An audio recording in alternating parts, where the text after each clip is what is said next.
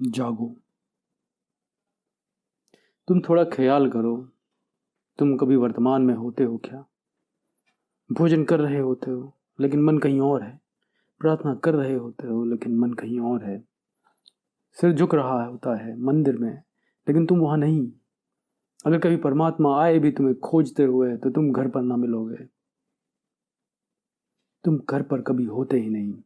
अगर वह तुम्हारी प्रार्थना सुन ले, और मैं जानता हूं बहुत बार उसने तुम्हारी प्रार्थना सुनी है, हर बार सुनी है, लेकिन जब भी वह आता है तुम घर नहीं, तुम कहीं और हो। तुम्हें खुद ही पता नहीं कि तुम कहाँ हो। तुम्हारा कोई पता ठिकाना नहीं, तुम्हें खोजे भी तो कहाँ खोजे। तुम ऐसे ही हो जैसे किसी मेहमान को निमंत्रण दे आए हो, और जब मेहमान घर आता है तो तुम्हें घर पाता ही नहीं। मेजबान कभी घर मिलता ही नहीं। जीवन तो तुम खोजते हो, लेकिन जीवन तुम्हें खोज रहा है। एक मित्र के साथ मैं ताजमहल गया। 3-4 घंटे हम वहां घूमे। पूरे चांद की रात थी, लेकिन वे ताजमहल को न देख पाए क्योंकि उनको फोटो लेने थे। मैंने उनसे कहा भी कि फोटो तो तुम्हारे गांव घर में ही बिकते हैं, इतनी दूर आने की ज़रूरत नहीं थी। और फोटो बाजार में मिलते हैं, वे ज़्यादा बेहतर फोटोग्राफर ने लिए हैं। तुम सिक्खड़ हो, तुम्हारे फोटोग्राफ का मतलब भी क्या है? पर वे बोले कि नहीं, घर चलकर शांति से देखेंगे। ताजमहल सामने है, वे चित्र ले रहे हैं। वे घर चलकर शांति से देखेंगे और तब वो सोचेंगे कैसा प्यारा ताजमहल। और वह कभी उन्होंने देखा नहीं, वह कैमरे ने देखा है। वे तो वहां थे ही नहीं, एक एल्बम बना रहे थे।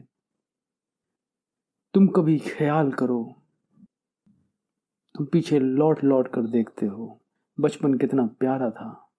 पर बचपन में तुम क्या वहां थे कि ताजमहल के फोटो लिए? कोई भी बच्चा वहां नहीं है। वह जवानी के सपने देख रहा है, वह बड़े होने की कामना कर रहा है। वह जल्दी जल्दी बड़ा हो जाना चाहता है क्योंकि उसे लगता है बड़े बड़ा आनंद लूट रहे हैं। बड़ों के पास शक्ति है, सामर्थ्य है, मेरे पास कुछ भी नहीं। वह जल्दी में है, वह जल्दी बड़ा होना चाह रहा है। यही बच्चा कल बड़ा होकर बचपन की बातें करेगा कि बचपन स्वर्ग था, उस स्वर्ग में केवल चित्र लिए, वह स्वर्ग कभी जिया नहीं। और अब तुम्हारे पास पीछे लौटने का कोई रास्ता भी नहीं। बूढ़े हो जाओगे तब तुम जवानी के चित्रों का एल्बम देखोगे। वह जवानी भी तुमने कभी जी नहीं, तुम वहां थे ही नहीं। जब वहां थे, यही रोग पाप है। पाप का अर्थ है इस ढंग से जीना कि जहां तुम हो वहां तुम नहीं हो, कहीं और, कहीं और, सदा कहीं और। बूढ़े हो जाओगे तब जवानी की सोचोगे, जवान हो गए तब बचपन की सोचोगे। जब तुम मरने की घड़ी में गिरोगे मृत्यु शैया पर, तब तुम्हें जीवन की याद आएगी।